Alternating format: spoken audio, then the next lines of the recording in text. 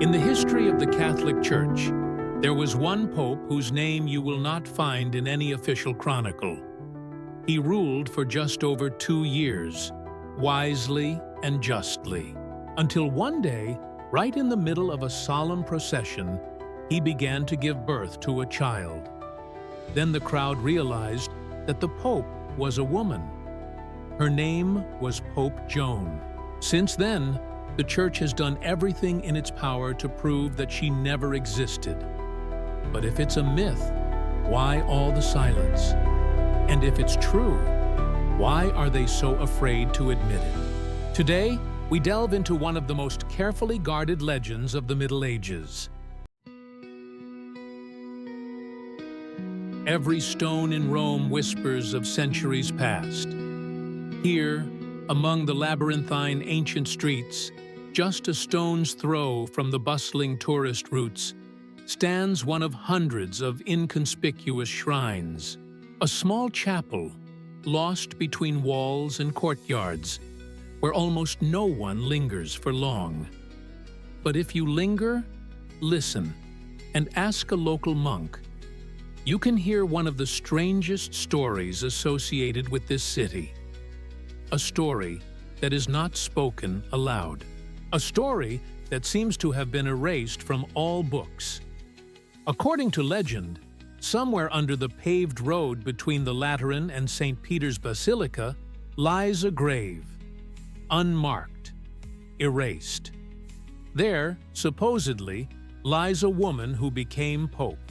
Her name is Joanna, or, as she is more often referred to in later texts, Pope Joan. This story is almost taboo. The Catholic Church officially considers it a legend, a fabrication, anti-church propaganda. But that is precisely why it lives on. Stories that are banned live longer. They take root, are passed on in whispers, and become embellished with details. And sometimes these details are frighteningly accurate. According to the most famous version, Joan was born in England, in the city of Mainz, or, according to other sources, in Athens. Hiding her gender, she allegedly rose from a convent to the very top of the church hierarchy. At the moment of her exposure, right in the middle of a religious procession, something incredible happened. She gave birth to a child, in front of the crowd. The shock was so great that the crowd allegedly tore her apart, and the church tried to destroy all traces of her reign. But destroying everything was not so easy. Even in the Middle Ages, guidebooks pointed to a certain place. Between the Colosseum and St. Peter's Basilica, where something shameful happened that no one talks about. Later, papal processions began to avoid this place. It was no longer marked on maps. Hundreds of years later, local monks passed on a secret. Under these slabs lies something that cannot be named. Thus begins one of the most obscure and controversial stories of the Middle Ages. And if it is just a myth, why was it so carefully hushed up? Why did chroniclers write about it in the 13th century? But in the 21st century, people still avert their eyes. To understand this, we need to go back to the past, back to where her name was first recorded. The story of Popessa Joanna is not a random legend from folklore. It has specific authors, dates, and texts. What is especially important is that it appears not in oral tradition, but in official church chronicles. And this makes the legend even stranger. The first mention of Joanna is found in the chronicle of Giovanni de Mali, a monk of the Dominican order. His Chronicle of Popes and Emperors dates back to the 13th century.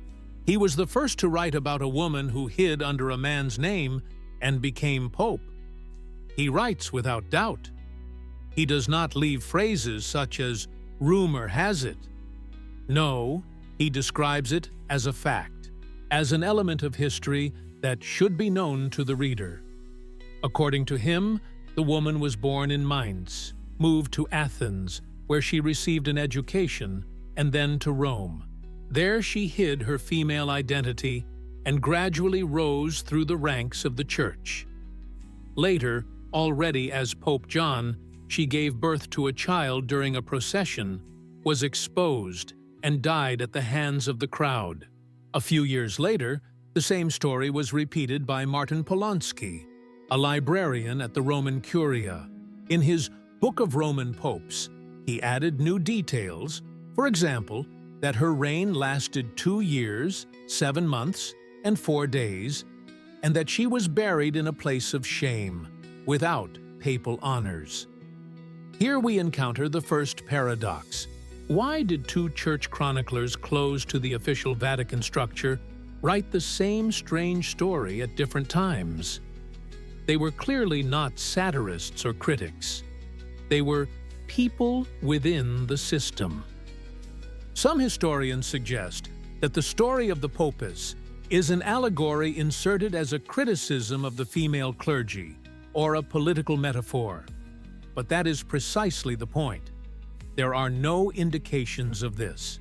Neither Mali nor Polonsky offer any irony or hint. The tone is dry and historical. It is curious that in earlier lists of popes, for example by Ansegus Reinsky or Libra Pontificalis, there is no mention of a woman named Joan VIII. Between John 70 and John the 9, there is simply the next name. This gave skeptics reason to believe that she was an twice. Insert. Invented as early as the 13th century. But it's not that simple. In different eras, we find variations.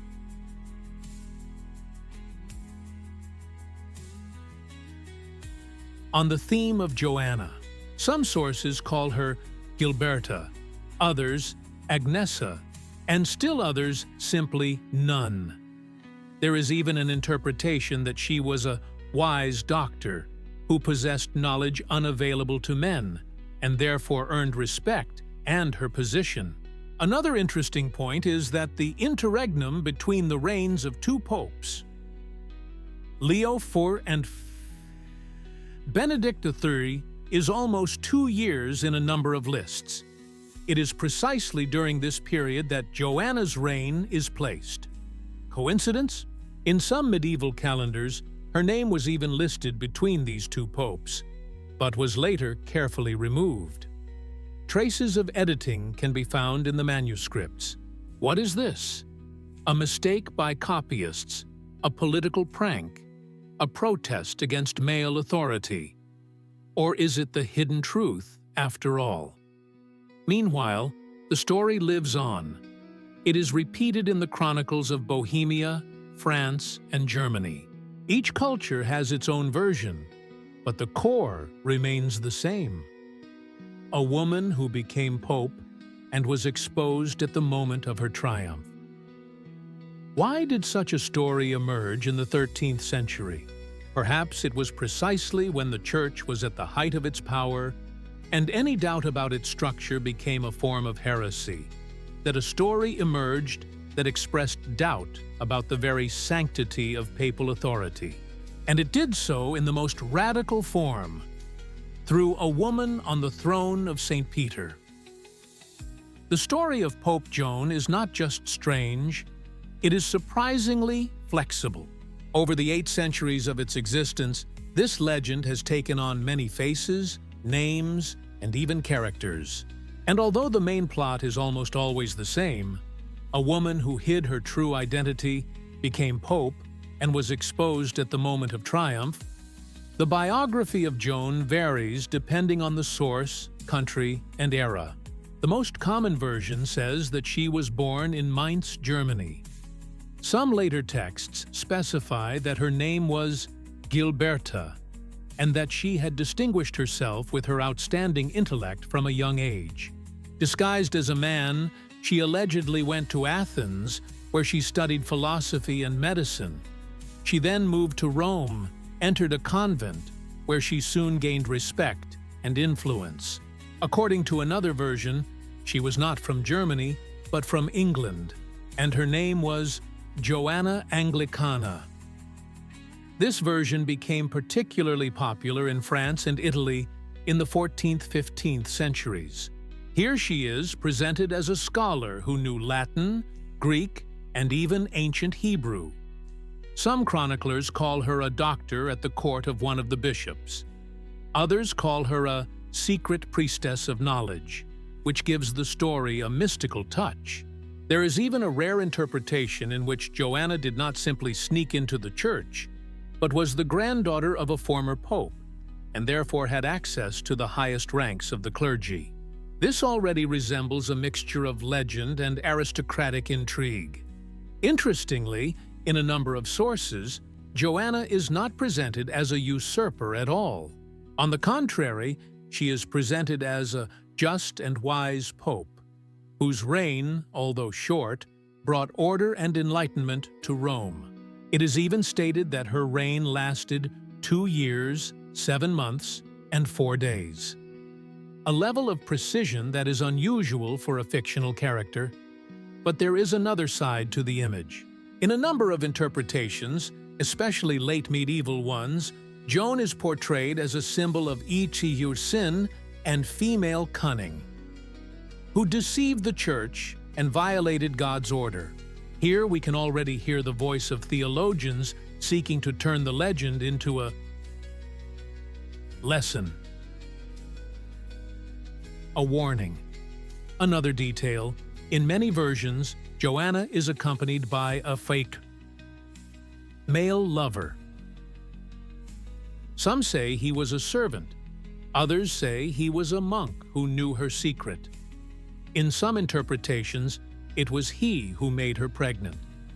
This introduces a human element into the legend: drama, emotion, betrayal. It is curious that none of these versions has a palm-feed firm source. All are late chronicles, rewritten legends, oral traditions that took shape only centuries later. But that is the point. The more malleable a legend is, the deeper it penetrates into culture. It does not depend on a single version. It lives in many forms. Some historians compare Joan to archetypes: the Patriarchy, wise woman; the Patriarchy, deceitful woman; the Patriarchy, martyred mother. All these images existed in myths long before the Middle Ages. Perhaps this is why the story of Joan has become so deeply rooted. It responds to deep cultural fears and desires, and perhaps this is why it is impossible to erase it completely. If the story of Joan of Arc had been limited to the fact of her existence, she might have remained a semi-historical anecdote. But the ending changes everything. That very moment makes this legend painful and unacceptable to church tradition. It is a moment that cannot be interpreted as anything other than the humiliation of the institution of the papacy before the eyes of the people. According to the most famous version, it all happened during a solemn procession from St. Peter's Basilica to the Lateran Basilica. It was a ritual, a demonstration of unity between the papacy and the Roman people, a symbolic affirmation of power. The procession followed a long-established route and was attended by all the representatives of the higher clergy. It is against this backdrop that the drama unfolds. Pope John, who, as it later turned out, was a woman, was walking in the center of the procession. Legend has it that she felt a sharp pain and began to give birth right on the street. It was not a fainting spell or a bout of illness. It was the birth of a child live on the streets of medieval Rome. At first, the crowd froze in amazement. Then they became enraged. Some shouted that it was heresy. Others said it was the work of the devil. Still others, especially the women, held their breath. What was happening was both horrific and incredibly human. There are several versions of what happened next. According to one, she was torn to pieces on the spot. According to another, she was seized, imprisoned, and died of postpartum fever. A third version claims that she died in agony and was buried without a funeral, secretly, without a name or a cross. Some chroniclers write that the child also died, others that he was raised in a monastery. However, all these details are later additions. The main thing remains unchanged. The Church was deceived. And the deception was revealed not behind closed doors, but publicly, in front of hundreds of people. This episode was so traumatic for the Church that, according to legend, the route of the procession was changed forever. From that day on, no pope ever walked through the streets where the deception had taken place. Moreover, according to various accounts, a sanctuary stele was later erected at the site, bearing no inscription. Only symbols: a cross, a moon, and a crown. 3 signs indicating power, mystery, and motherhood. The symbolism of this scene is incredibly rich. The woman, a symbol of life, exposes the Church as an institution that denies female nature.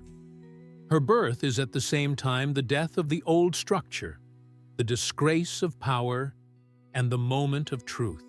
According to one version, a portrait of Pope John was kept in the Vatican for a long time, but without a signature.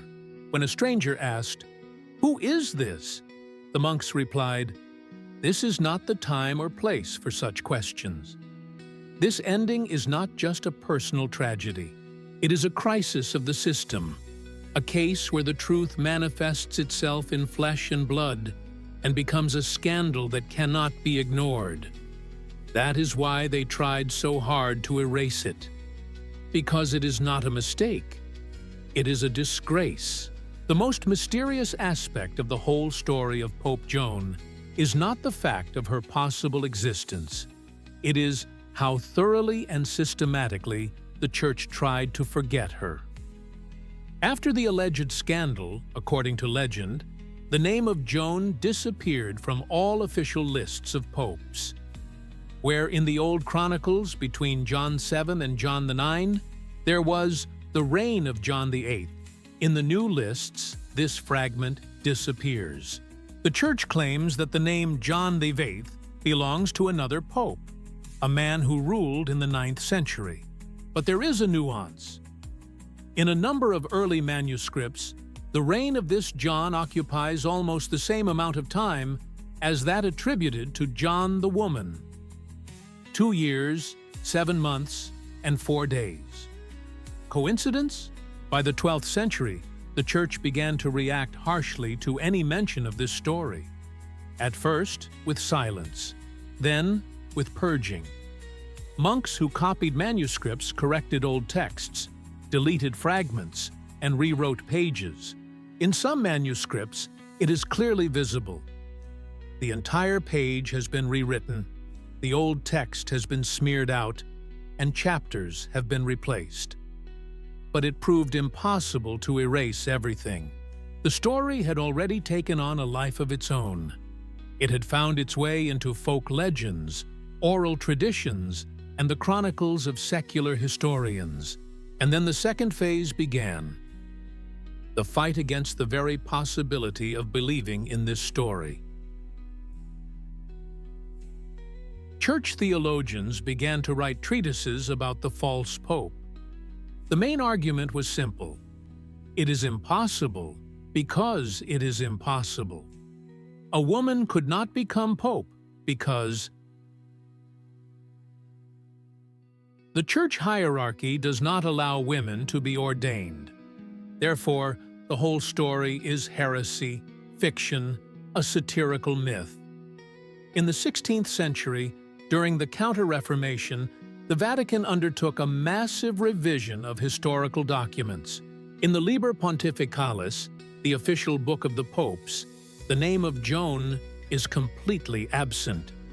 She was not simply deleted, she was no longer even recognized as a legend. Anyone who claimed she existed risked being accused of spreading slander against the Church. In the 17th century, historians were no longer arguing about whether she existed, but about who invented her and why. Catholic authors wrote, "This is a Protestant fabrication." Protestants responded, "It is Catholic satire on themselves." Some scholars argued that the story originated as an allegory about a female heretic and was then taken as literal fact. Nevertheless, for several centuries, there were hints within the Catholic tradition itself that not everything was so clear-cut.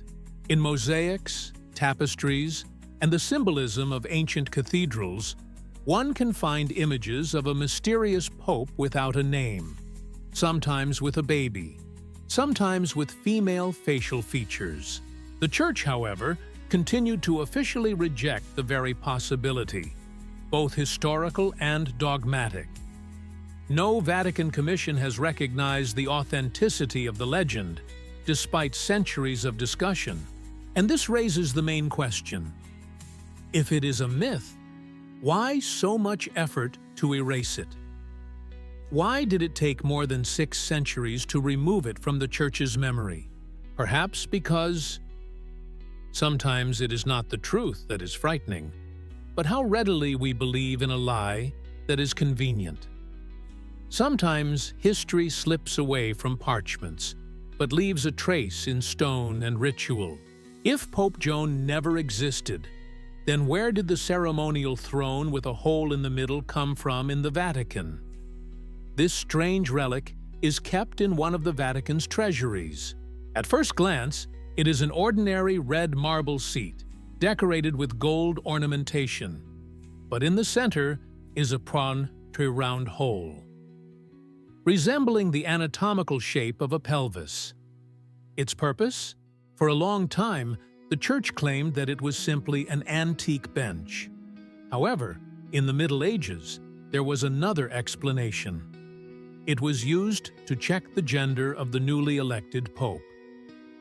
According to legend, after the scandal with Joan of Arc, the Church introduced a special ritual. A cardinal had to make sure that the elected pope was a man. To do this, the newly elected pontiff would sit on the throne, and a deacon would look underneath and say, "Testiculos habet et bene pendentes." He has testicles, and they hang well. Only after this phrase was uttered would the official inauguration begin. Today, the Vatican denies that such a procedure ever took place. However, historical sources, including 15th century chronicles, describe this ritual without a hint of irony. The throne itself, with its hole, still exists today, and its architecture corresponds exactly to these accounts. But this is not the only trace of history. One of the papal frescoes in Siena, painted in the 15th century, depicts a row of popes. One of them has soft features, a baby in his arms, and a caption that was later painted over. Who is this? And why was the fresco censored and then clarified? In Rome, on the traditional procession route from the Lateran to St. Tite, Peter's Basilica, there is a strange place. An intersection that no papal ceremony has set foot on for almost 1,000 years. According to legend, it was there that Joanna was exposed. Local guides still point out today, something happened here that is not mentioned in the guidebooks. There are also unmarked gravestones located near this place. One of the slabs is covered with lilies, the symbol of the Virgin, but is also decorated with a papal tiara. Who is buried here? The documents are silent. Each of these elements is not proof in itself, but together they create a pattern of silent hints. Perhaps the Church is not simply hiding the text. it has sealed the truth in stone. More reliable than in the chronicles. Sometimes, to preserve a secret, you don't have to destroy it. Just turn it into something ordinary. And let people forget that they ever knew anything. If the story of Pope Joan were just a church legend, it would have disappeared long ago, like thousands of others. But something else happened to her. She crossed the line between history and myth. And that is precisely where her power lies. Because a myth is not what was, but what continues to live. Already in the Middle Ages, Joanna became the subject of interest not only of chroniclers, but also of poets, playwrights, and artists. In German chronicles of the 15th century, she was called the Meteor, mother of heresy. And in English treatises of the 16th century, she was called the Madhonurtunen, woman who rose above nature. These phrases express admiration, fear, and prohibition all at once. In France, during the Enlightenment, Pope Joan became a faith, feminist symbol. 18th century writers, such as Marie-Jeanne Ricôme, referred to her as proof that even in the most brutal power structures, a woman could break through, albeit with a tragic ending. In the 20th century, Joan made it to the big screen. In 1972, German director Michael Anderson made the film Joan of Arc, which focused on the Drade Fieder Tietz, drama of a person torn. Torn between faith, reason, and her femininity. The film was well received, but provoked a sharp reaction from the Vatican. The Catholic press called it an insult to history. This despite the fact that the film ended with the words, "The story of Joan may be a legend, but the legend lives on." In 20th and 21st century literature, the papessa appears in novels, usually in the context of impostures. Search for truth hidden from official history. Her image appears in novels by Donna Cross, Umberto Eco, and even in the works of contemporary science fiction authors, where she appears as an archetype of hidden knowledge. Contemporary researchers, theologians, historians, philosophers, view Joanna as a Panspermia, symbol of resistance to structures that deny women's participation in the sacred. She has become not just a character, but a question mark. Why can't a woman be a spiritual leader? Moreover, in the age of the internet, the story of the Popess has been given a second life. Blogs, podcasts, documentaries, comics, all return to this theme. And most importantly, they return with a question. If even the myth of a female pope causes such fear, perhaps the problem is not the myth, but the fear of the question itself. That is why Pope Joan is not going away, because she is not about the past, but about the present, about power, the body, secrecy, and the right to be heard, even after 1,000 years. Sometimes the truth is not what is written, but what is erased. Not what is said, but what is forbidden to discuss. The story of Pope Joan is not simply a question of, did she really exist? It is a question of why we still cannot answer it with certainty. The Church denies her existence. Scholars argue, folk memory preserves fragments. And in this strange triangle, there is a silence that speaks louder than any words. If Joanna is a figment of the imagination, why has the Church tried for centuries to erase her from texts, change procession routes, remove images, and silence rituals. If she is real, why has she not been recognized, despite her obvious historical and cultural significance? The answer may lie in the very nature of power. Any structure that asserts its infallibility fears examples that refute that infallibility. A female pope is not just a curiosity. It is a symbolic bomb that undermines a centuries-old order. That is why silence is such an important element of this story. It says, this is not something you should know about. This is not something you should think about. And that means it is something we need to talk about. Because the story of Joanna is not a hoax, a conspiracy, or a hoax. It is a mirror. It reflects our fears, our taboos, our boundaries. And no matter how hard they try to make us forget, what has been said once will never disappear. Legends live on not because people believe in them, but because people are still afraid to believe in them.